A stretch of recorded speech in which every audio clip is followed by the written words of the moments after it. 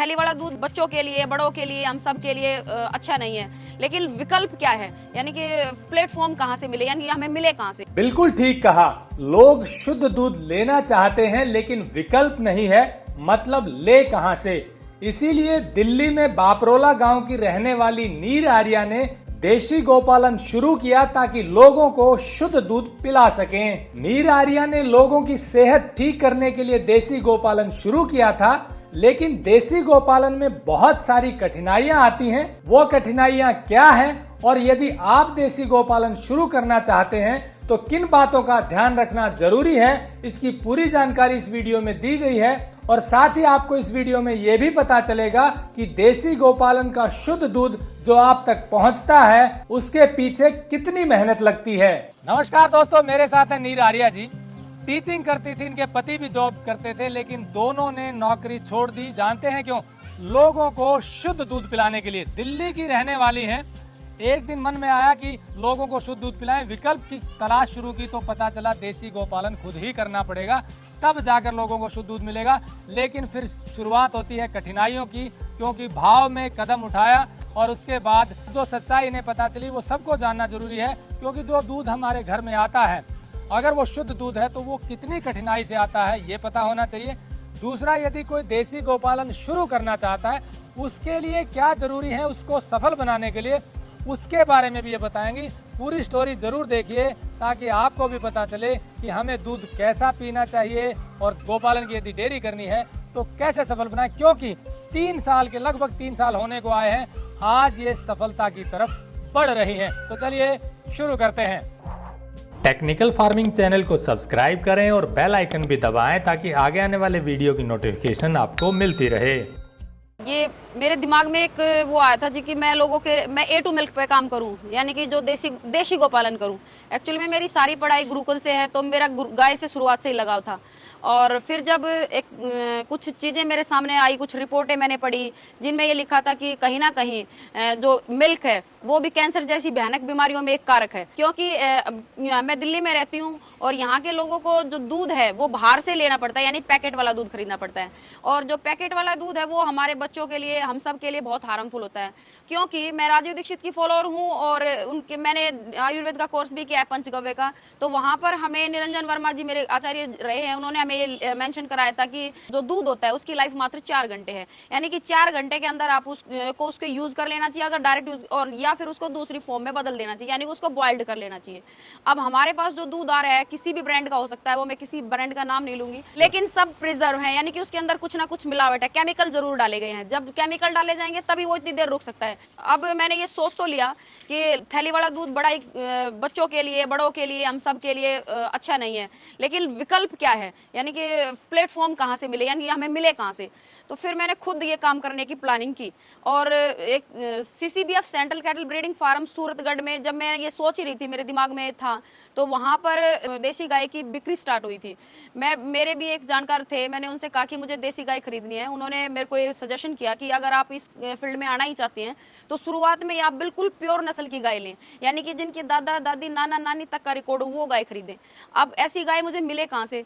फिर एक दूसरे से पता किया और इसके डीप में गई तो मुझे पता चला ये गाय मुझे CCBF से मिल सकती हैं, यानी कि central cattle breeding farm Suratgarh से। मैंने वहां से भावना में आकर, या मतलब वो गाय इतनी सुंदर थी थारपारकर नस्ल की, वहां मैंने बहुत सारी गाय खरीद ली। जब मैं यहाँ लेकर आई और कुछ दिन तो बड़ा वो था, मेरे अंदर भी जोश था, मैं लगातार काम करती रहती थी। फिर धीरे धीरे मुझे लेबर नहीं मिली। लेबर की एक इस फील्ड में सबसे बड़ी समस्या है। और मैं तो ये कहूँगी बल्कि कि जिन लोगों को ये काम खुद नहीं आता वो इस फील्ड में ना आए तो ही बेटर है, क्योंकि इसमें मैंने देखा कि हमारी सबसे बड़ी कमजोरी है। मेरे साथ और भी बहुत से भाई थे जो लेकर आए थे गाय, लेकिन उन्होंने बंद कर दी। कारण जब उनके डीप में गए तो पता चला कि इसका कारण लेबर रही, क्योंकि उनको वो काम करना आता नहीं है और वो वहां से गाय खरीद के ले आ रहे हैं। काफी कॉस्टली भी वहां से गाय ली, लेकिन घर आकर जब वो खुद दूध नहीं निकाल सकते, खुद गोबर नहीं उठा सकते। लेकिन मेरे वाले में एक पॉजिटिव पॉइंट ये था कि मुझे भी दूध निकालना आता है और मेरे हस्बैंड को भी दूध निकालना आता है। और जब शुरुआत में मुझे लेबर नहीं मिली तो लगभग 2 महीने मैंने अकेली ने किया सर्वाइव। उसके बाद मेरे हस्बैंड को भी जॉब छोड़नी पड़ी। वो एक्साइज ऑफिसर थे गुड़गांव और सनबीम ऑटो लिमिटेड में। उन्होंने अपनी जॉब छोड़ी और हम दोनों ने लगभग करीबन 1.5 साल तक पूरा काम निकाला। हम दोनों समय का दूध भी खुद निकालते थे, गोबर भी खुद डालते थे, A to Z काम हमने किया। फिर ये मेरा जो परिवार है यानी कि दोनों बच्चे हैं, उन्होंने भी इसमें साथ दिया। तो शुरू में फिर जैसे काम तो आपको आता था, कर लिया, लेबर की भी जरूरत नहीं पड़ी शुरुआत में, जी। पर दूध की मार्केटिंग जब शुरू की तो क्या बात हुई? अब मैंने वहां से गाय ले ली और गाय घर ले भी आए, उनके लिए सेट वेट भी बना दिया। लेबर की समस्या आई, धीरे धीरे दोनों ने जॉब छोड़ दी और उस काम में हम घुस गए। अब वो काम भी हमने अपने ट्रैक पर ले आए। अब समस्या आती है कि हम दूध को सेल कहाँ करें।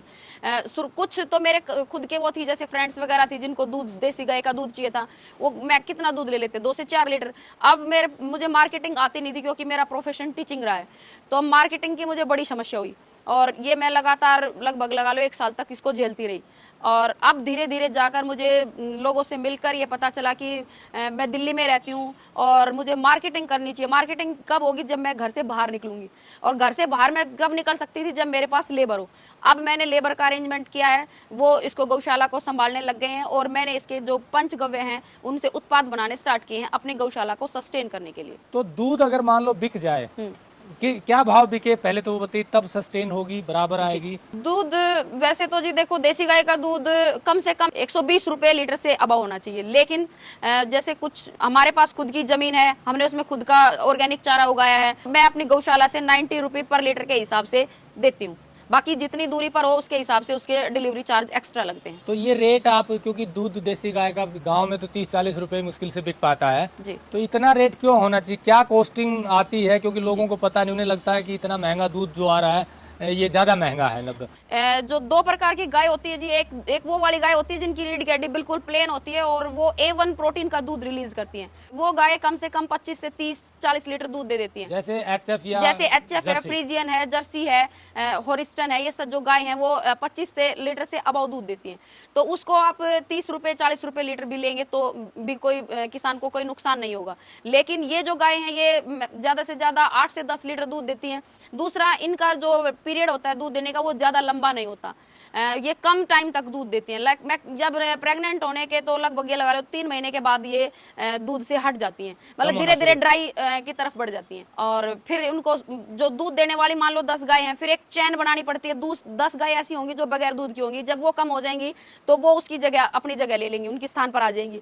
और तो 10 गाय जो दूध देने वाली हैं वो अपना खर्चा भी निकालेंगे और जो 10 बगैर दूध देने वाली हैं उनका खर्चा भी उनको निकालना होता है, और जो बच्चे हैं उनका खर्चा भी उन्हीं 10 गायों को निकालना होता है। इसलिए जो हमारा जो A2 मिल्क है, देसी गाय का जो दूध है, उसकी प्राइस 90 रुपीज रखी है गौशाला से।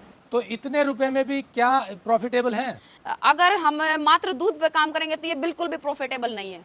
इसके लिए हमें कई चीज़ों की प्लानिंग करनी पड़ेगी, अपने उससे सोचना पड़ेगा। एक तो उसके पास खुद की ज़मीन होनी चाहिए जिसमें हरा चारा हो, कि उसको बाहर से तूड़ा वगैरह कम खरीदना पड़े। दूसरी बात, उनके पास खुद का भी वो लेबर का काम करना जानते हो, ये नहीं कि सिर्फ लेबर पे ही डिपेंड हो। मैं लगातार 2.5 साल से इस फील्ड में हूँ और 2.5 साल से मैंने पहले सिर्फ दूध पर ही काम किया था, लेकिन इसको प्रॉफिटेबल नहीं बना पाई। लेकिन मेरा एक ये था कि टीचिंग प्रोफेशन रहा तो संपर्क बहुत से लोगों से थे, तो उनसे जब मिलती रही या फिर उन्होंने सबने अपना अपना राय दी कि आप यहाँ ये मार्केटिंग के लिए ये करें वो करें, तो मैं मार्केट वाले बंदों से भी जुड़ी रही।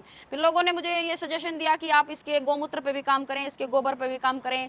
और अभी कुछ ही समय पहले नोएडा में साइंटिस्ट हैं डॉक्टर राकेश अग्रवाल, उनसे मैं मिली, उनका एक सेमिनार अटेंड किया और उनसे मैंने गो संजीवनी रस बनाना सीखा है, जो गाय का पहला गोमूत्र होता है। जब वो सुबह 3:30 से 4 बजे उठती है तो उसके पहले गोमूत्र से हम संजीवनी रस बनाते हैं। और इसके साथ साथ एक और मेन बात मैं आपको बताना चाहती हूँ कि अगर आप लोग ब्रीड पे काम नहीं करोगे तो कोई भी गौशाला सस्टेन नहीं हो पाएगी।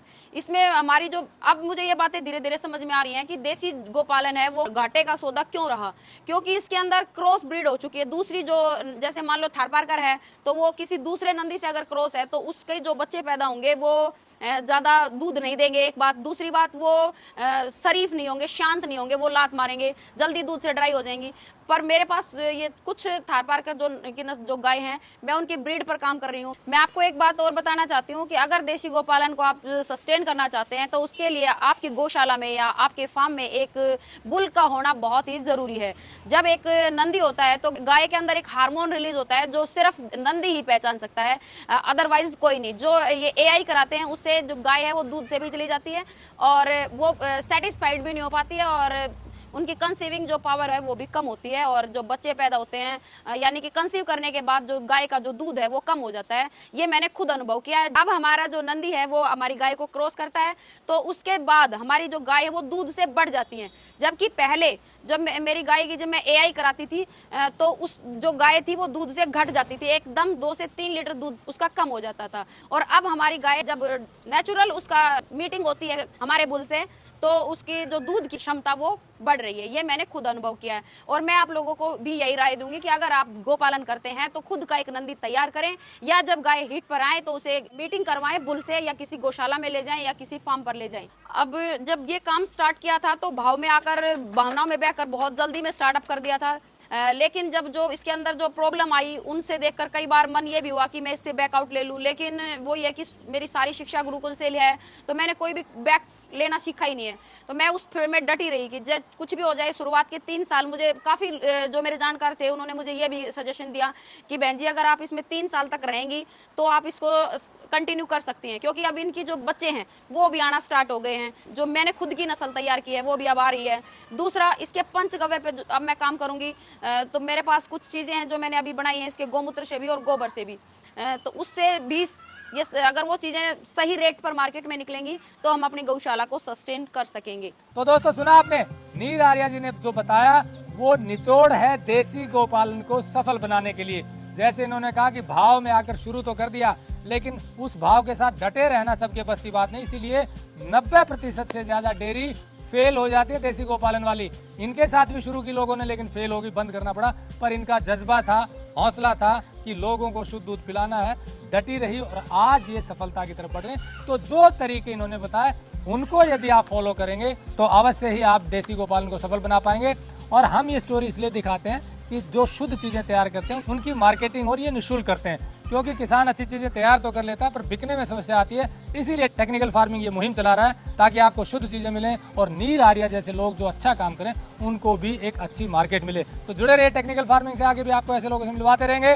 नमस्कार, जय हिंद। अगर आपको यह वीडियो पसंद आया है तो ज्यादा से ज्यादा लाइक और शेयर जरूर करें, साथ ही चैनल को सब्सक्राइब करना ना भूलें।